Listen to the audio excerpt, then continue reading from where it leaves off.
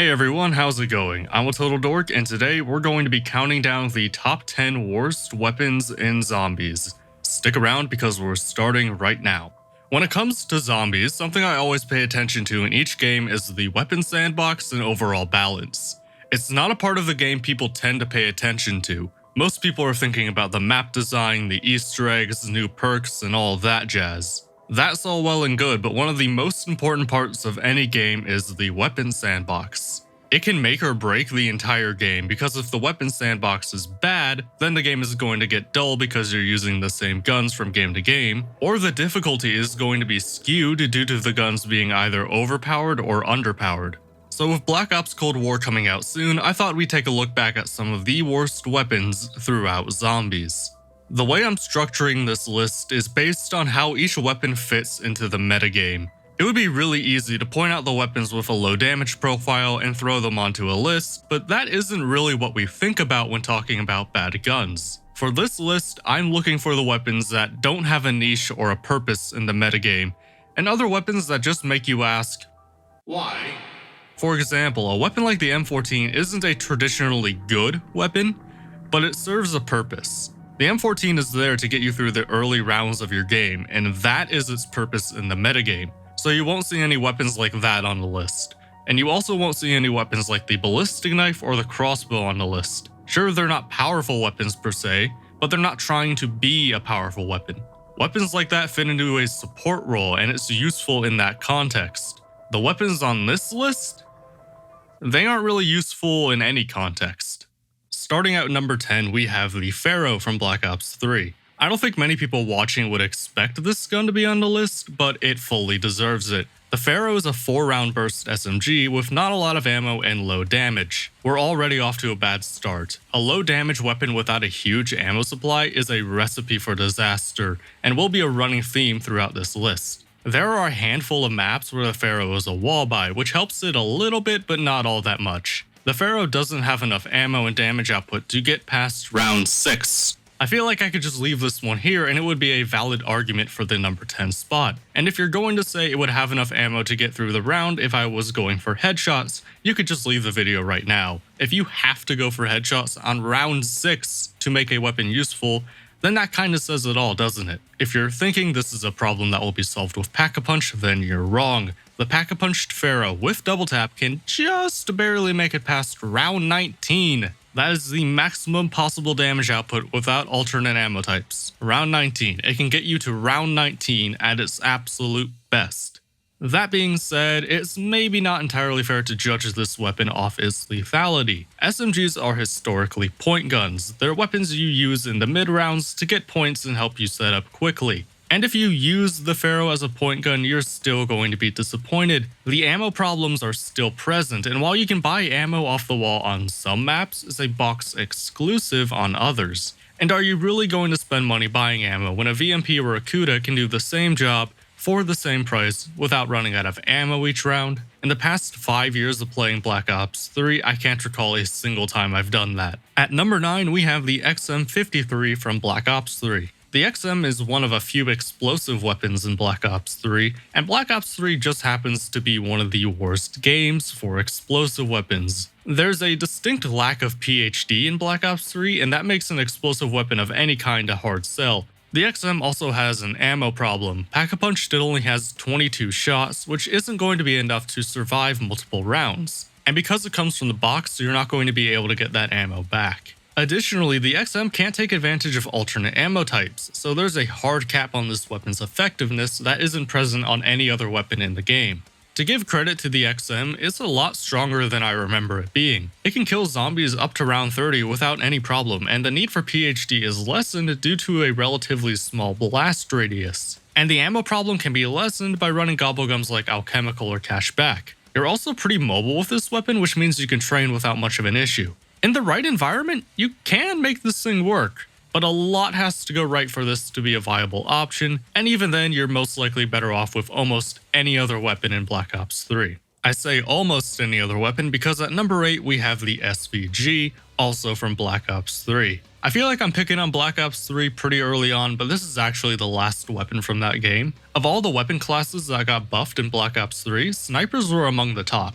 Black Ops 2 already had a good thing going with the SVU and the DSR, and Black Ops 3 took those and made them even stronger. The SVU was essentially replaced with the Draken, which is one of the best weapons in Black Ops 3, and the DSR was essentially replaced with the Locust, an incredibly fun weapon in its own right that tends to be forgotten about from time to time. The snipers in Black Ops 3 were legitimate options for the first time in the history of the game mode. They're both incredibly powerful, fast-paced, and versatile.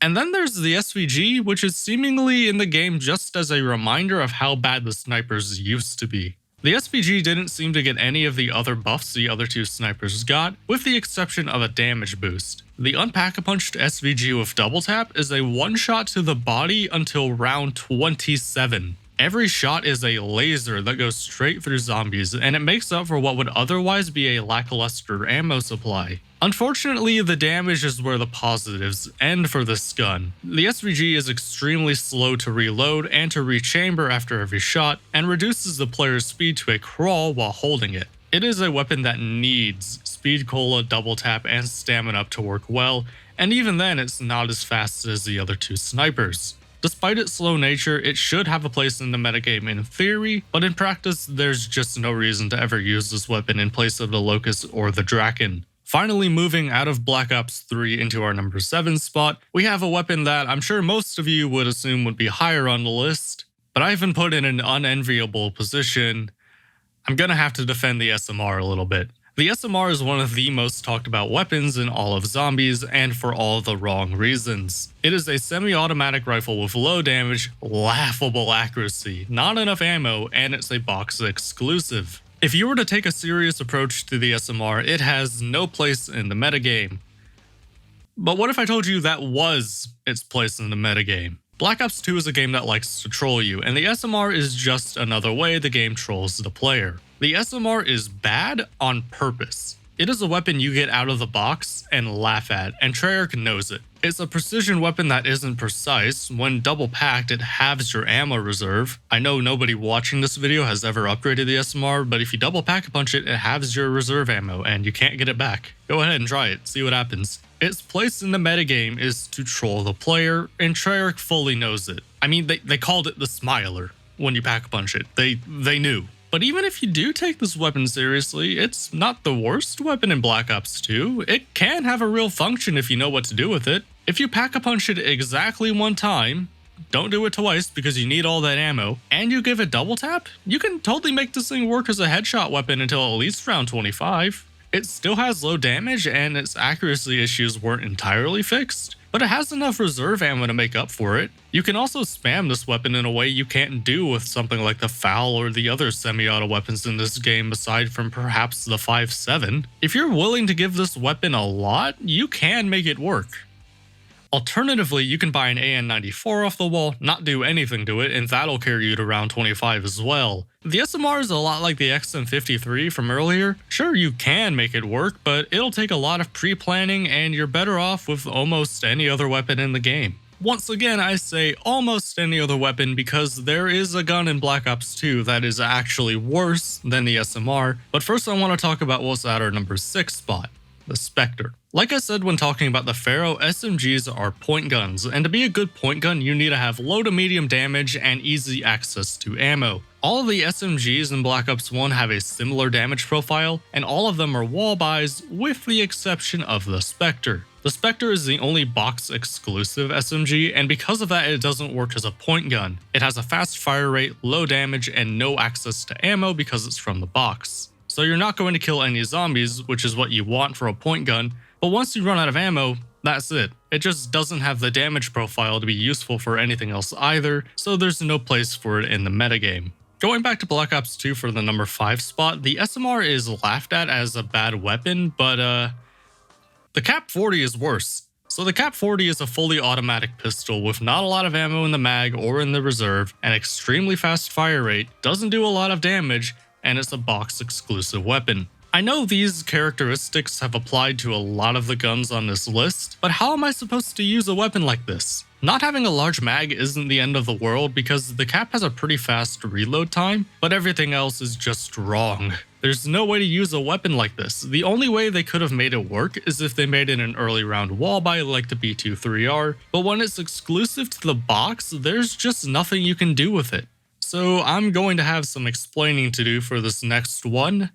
The number 4 spot goes to Molotovs from World at War, which isn't really a gun. Molotovs are a secondary grenade and they don't take up a weapon slot, but despite that, they fit the criteria perfectly. This is a weapon that has no place in the metagame. You can get these on any World at War map. You get 4 Molotovs that do almost no damage. They are worthless past round 5. You have a higher chance of killing yourself with one of these than you do a zombie. And once you throw all of your Molotovs, that's it. You cannot get any more unless you're on Derice, and if you're on Derice, there's no situation where you're going to take these over the monkey bombs. So yeah, Molotovs, they don't take up a weapon slot, but they're so bad they have to be on the list. At the number 3 spot, we have the Essex from Black Ops 4. At first you might think this is breaking my rule about early round weapons, but it's not, and here's why. The Essex is meant for early rounds, but there's nothing it can do that the Strife can't do better. The way starting room weapons have worked since the original Black Ops was that one weapon would be a precision weapon and one would be a damage weapon. In Black Ops 1 and 2, the M14 was a precision weapon, while the Olympia was the damage weapon. In Black Ops 3, the Shiva was the precision weapon and the RK5 was the damage weapon. In Black Ops 4, the Essex is supposed to be the precision weapon and the Strife is supposed to be the damage weapon, but the Essex isn't powerful enough to be a precision weapon for long, and the Strife is accurate enough to be a precision weapon. You can do headshots with the Strife if you want, but even if you don't, you can stick the bayonet attachment on it and it will be a better early round weapon than the Essex. And for later rounds, the Strife clearly outclasses the Essex. The fully pack-a-punched Essex drops off before round 20. The Strife is still effective at round 50. You can also get a free pack-a-punch Strife on 9, and you can use attachments to make it even stronger, where the Essex doesn't have any attachments. So to recap, the Strife is better for early rounds, high rounds, headshots, mobility, and you can get one for free.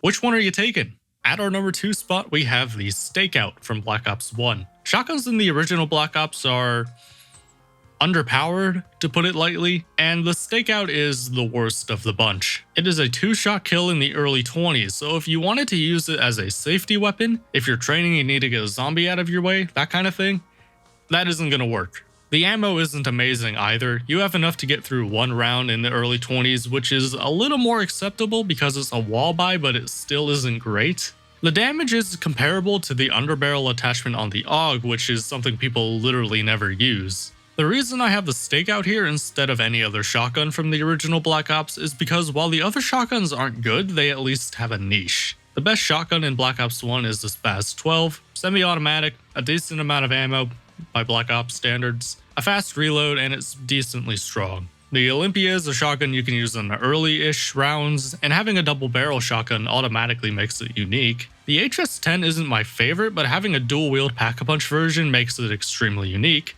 The hipfire spread is a little wide for me, but it's a fun weapon to use. The Stakeout is pump action? There's just no reason for this to exist. It's not strong enough to get a zombie out of your way quickly, and it's not even strong enough to reasonably use on a horde. The only redeeming quality to it is that the Stakeout is a wall weapon, whereas the Spaz and the HS-10 are exclusive to the box. But you can always buy the Olympia and it will do the same thing for cheaper. Now, before we get to the number 1 spot, I have a couple of honorable mentions. The first honorable mention is every SMG in Black Ops 4.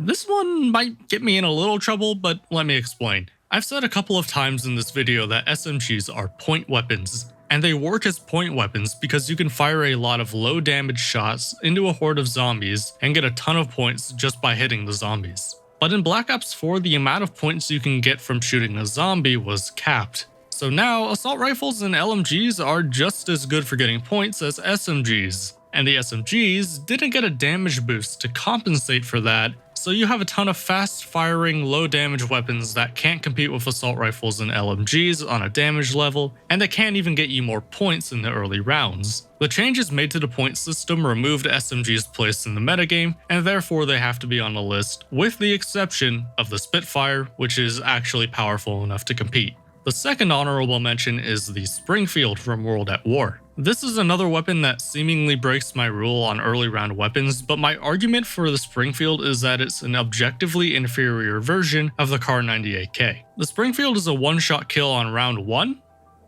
and that's it. The Kar 98K is a one-shot until round 3. By round 3, you can probably open a door to get an SMG like the Thompson or MP40. By round 1, you're lucky if you made your money back with the Springfield. They should have just taken this out of the game entirely and replaced it with the Kar 98K. It doesn't fill a role in the metagame, it's literally an inferior version of another weapon that is already in the game. And the third honorable mention is the War Machine from Black Ops 2. Its Unpack-a-Punched version is a clear candidate for the list. It's slow, has low ammo, doesn't have much access to PhD, and it's about as powerful as throwing a grenade would be. However, its Pack-a-Punched version is actually kind of awesome. If you keep your distance between you and the zombies or use it on a map like Origins where there is PhD, you can totally make this thing work. It just barely stays off the list because of its Pack-a-Punched version. But at the number 1 spot, we have the China Lake from Black Ops 1. This is the worst weapon in all of zombies, and it's not even close. It was the first weapon I thought of while making this list, and likely the first one you thought of when clicking on this video. We all know how bad the China Lake is, but for the few of you who don't know, let's break it down. This is a pump-action grenade launcher, so we're already off to a weird start. It's exclusive to the mystery box, has a limited amount of ammo, is extremely slow to move around with, to reload, and to aim down sights with. I don't know if there's a stat to look up, but I'm pretty sure this is the slowest weapon in zombies history. Once you pack-a-punch it, the movement issues go away. You can move around just fine, and reloading isn't too bad, but the crippling flaw, however, for both the regular and the pack-a-punch version is the damage, or the lack of damage. On round 22, the Pack-a-Punch China Lake, the most powerful version of the China Lake, is a 3-shot kill. In case you didn't know, that is bad. Reminder that the XM53 is still a 1-shot kill on this round. This weapon is bad, but it's also a weapon that makes you think, what if? Because if the China Lake was going to be good in any game, it was going to be Black Ops 1. There's an abundance of PhD, you can get speed cola and stamina up to make it faster. There's a way for this weapon to be good if it just had good damage. It's not even that the damage isn't good, it's that it's ineffective before round 20.